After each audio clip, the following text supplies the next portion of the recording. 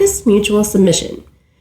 Ephesians 5:21 says, "Submit to each other out of reverence for Christ."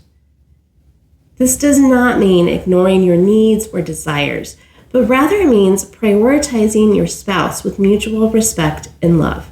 True mutual submission strengthens strong relationships and demonstrates perfect unity as Christ is the head of the church and gave himself up for us, so we can be in our relationships with one another in marriage. And this looks different in different relationships, but I just want to point out that it does not mean that one spouse holds all the authority and control over the other. That is not the kind of submission we're talking about. For my husband and me, mutual submission means we think of each other and we put each other's needs before our own as often as possible. Recently, for example, my husband was feeling really overwhelmed with the amount of things that he had to do. He had a lot on his to-do list, and I was feeling a lot the same way, but what I wanted more than anything was to make his life easier. So I offered my help to do whatever possible from his list. If there was something I could take off his plate, I really wanted to do that. And he has certainly done the same thing and similar things for me many, many times. Another way is to communicate with grace.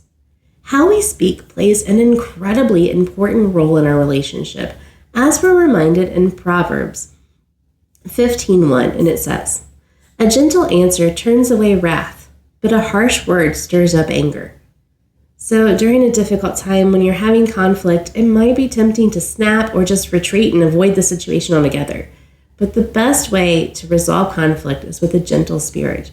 Pray for the Holy Spirit to guide your words and cultivate an environment where both you and your husband feel heard and valued.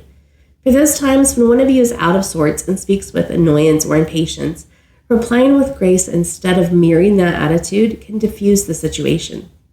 My husband has had times when he realized I was just hungry and grumpy. Hangry really applies to me.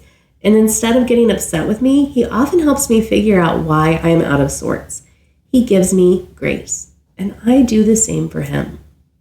The third way to exhibit unconditional love in your marriage is by investing in your marriage daily. Two are better than one because they have good return for their labor.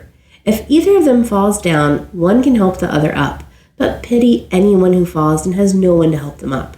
And that's what Ecclesiastes 4:9 and 10 say. Spending quality time together, praying for each other, and just showing appreciation are all ways you can nurture the love story God's given you. Remember that even small acts of kindness can reaffirm your commitment to the divine love you vowed on your wedding day. Recently, my husband took over the laundry for me on a day I was out of the house all day. He washed it, dried it, and put it away so I could start the week with the loads all done of our clothes. And that speaks volumes of love to me. Other times I'll sit up in bed when we settle in and I'll scratch my husband's back for a while instead of just curling up with my book. Small acts, but they can make such a big difference. Another way to exhibit unconditional love is to choose forgiveness often, like Colossians 3:13 says.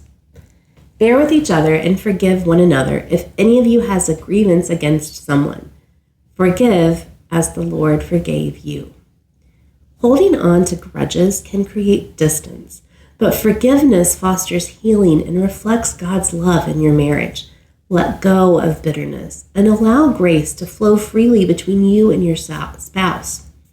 A friend shared a story with me once of a long married couple who were in their 80s. The husband found a shoebox in the top of the closet he'd never noticed before, so he asked his wife about it. She told him that when they were first married, she decided to write down everything she could not forgive him for and put it in the box.